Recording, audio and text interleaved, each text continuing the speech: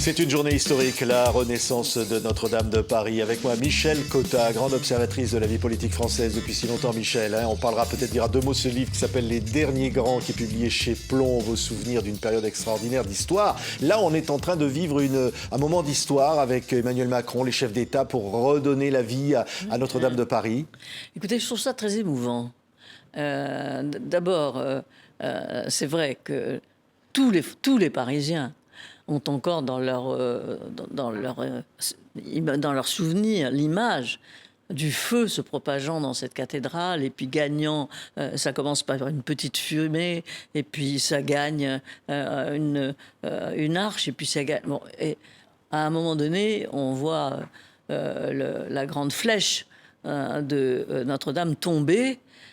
Et je dois dire que pour moi, j'ai eu l'impression que c'est la fin du monde, quelque part.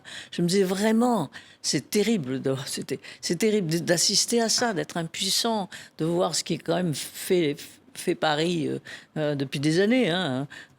Victor Hugo a fait un livre sur Notre-Dame et sur...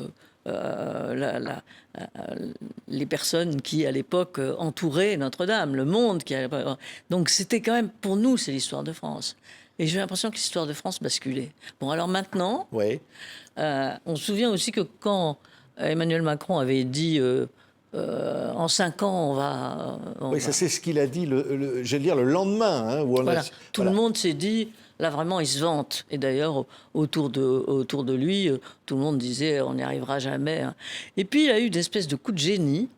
C'est de nommer, pour diriger tout ça, un général qui s'appelait le général Georges Lain, qui malheureusement est mort depuis, et qui a été une espèce de maître d'œuvre absolument extraordinaire. C'est-à-dire qui a conduit les corps de métier comme s'il les connaissait. On a dit le chantier du siècle. Voilà, c'était le chantier du siècle, très bien organisé, chacun étant mobilisé par le général en quelque sorte, et ça a marché vite.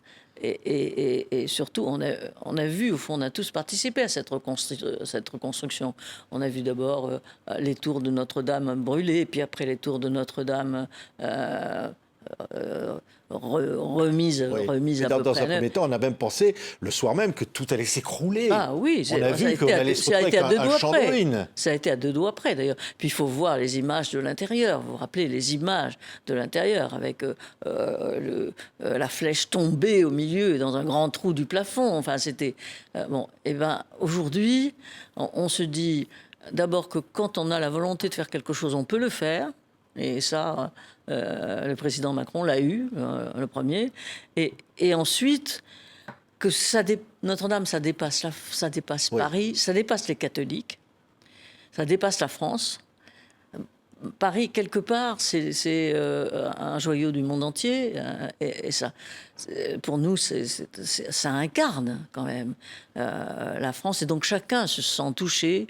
Et moi, je me suis senti touché par l'incendie. Que tout ça pouvait s'écrouler, tout ça pouvait disparaître, ce qu'on n'avait jamais pensé avant. Et j'étais touché donc par l'incendie et par la crainte donc que Notre-Dame n'existe plus du tout. Et puis, on se sent touché aujourd'hui par la volonté avec laquelle elle revient et avec laquelle elle se reconstruit à peu près à l'identique, enfin avec quelques modifications, mais en se disant, voilà, quel chemin parcouru. On l'a vu par terre et on la voit maintenant dominer encore Paris et le monde. Alors là, Emmanuel Macron réunit les chefs d'État, le pape n'est pas là, mais au fond, c'est un grand moment là, de la vie politique aussi, on pourrait dire aussi d'une certaine façon. Oui, c'est un grand moment de la politique parce qu'on retiendra ça sûrement d'Emmanuel Macron. Je ne suis pas sûr qu'on retienne tout, mais on retiendra sûrement la façon dont la cathédrale a été reconstruite. Mais moi, je me disais aussi, pendant que ça brûlait, je me disais vraiment, le pauvre président, il a vraiment pas de chance. Jamais Notre-Dame n'a brûlé. Ça arrive sous son quinquennat, c'est vrai. Bon, en tout cas, il aura imprimé assez de force, et le général Georges Lain aussi, pour que, en effet, en 5 ans, cette énorme cathédrale soit rebâti et puisse être aujourd'hui occupé par des chefs d'État. Oui, oui. Et évidemment, vous le disiez, Michel Cotta, au-delà de cela, il y a la dimension historique de Notre-Dame de Paris, oui. Là où les obsèques du général de Gaulle ont eu lieu, là où les cloches ont résonné à la libération de Paris. Oui. Je vous rappelle qu'à la libération de Paris, où le général de Gaulle était là, on a tiré. Depuis des collaborateurs ont encore tiré depuis les toits sur les personnages qui étaient là. Donc c'était un moment très, très, très important de la libération qui a été marqué par le général de Gaulle à Notre-Dame. Oui, le général qui voulait des obsèques modestes, mais qui tenait quand même beaucoup à Notre-Dame de Paris. Oui, alors le général, quand il est mort, s'est donc fait enterrer, comme on le sait, dans l'intimité, à Colombey-les-Deux-Églises, dans l'intimité, plus 2 ou 3 ministres qui avaient participé à ses débuts et au RPF, et après, qui donc étaient là, comme Michel Debré. Mais il y a eu une réception monumentale. Il faut bien l'appeler comme ça. On n'a jamais vu autant de chefs d'État. On n'a jamais vu autant de chefs d'État. Oui. À Notre-Dame. En même temps, enfin presque simultanément. Tous les grands de ce monde étaient là. Georges Pompidou était devenu dans l'intervalle président de la République. Et il présidait, mais vraiment la ferveur autour de Gaulle. Et c'est là, je pense, où on a vu Helmut Kohl pleurer. C'est là où Notre-Dame... Le chancelier allemand pleurait quand même. C'est vrai que vous le disiez, Michel Cotta, dans le monde entier, on a vu la mobilisation, et on voit là les chefs d'État qui sont présents. Notre-Dame incarne quelque chose de la France, mais peut-être au-delà. Voilà, il faut dire que là, ça incarnait aussi De Gaulle. Les gens qui étaient là pour De Gaulle, mais ils étaient sous... le symbole, quelque part, le symbole de la France, et encore une fois, qui dépasse le symbole catholique, qui dépasse donc les religions, qui devient un fait.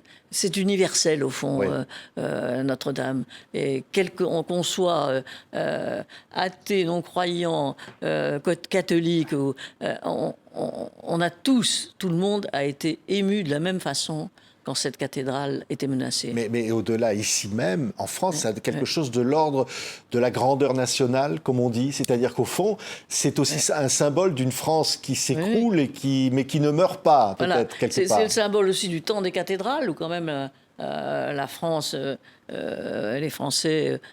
faisaient des cathédrales partout, et elles sont pas secondaires non plus. Il y en a quelques-unes de vraiment merveilleuses. Donc... Notre-Dame est quand même le plus beau fleuron. Mais c'était donc ça, et puis c'était aussi la Renaissance. Voilà, on peut... la cathédrale n'est pas morte, elle renaît. C'est presque gaulliste comme message. Oui. C'est presque... Oui, au fond, ça lui va bien à Macron. Ça, c'est quelque chose, au fond. C'est sûrement quelque chose. Au fond, de faire que Notre-Dame, on le dit parfois, soit encore plus belle maintenant qu'elle ne l'était. Parce que c'est ça aussi ce que disent ceux qui ont restauré Notre-Dame. Elle brûlera peut-être moins facilement, parce que je crois qu'on a mis moins de choses qui brûlaient, quoi. Mais personne n'est à l'abri, évidemment, de ça. Mais enfin, elle est superbe quand on peut voir les images, surtout de l'intérieur aussi.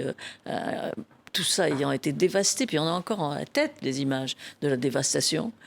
Et là, on se dit, c'est une réussite. Oui. C'est une réussite. C'est aussi un moment de rassemblement, d'union nationale.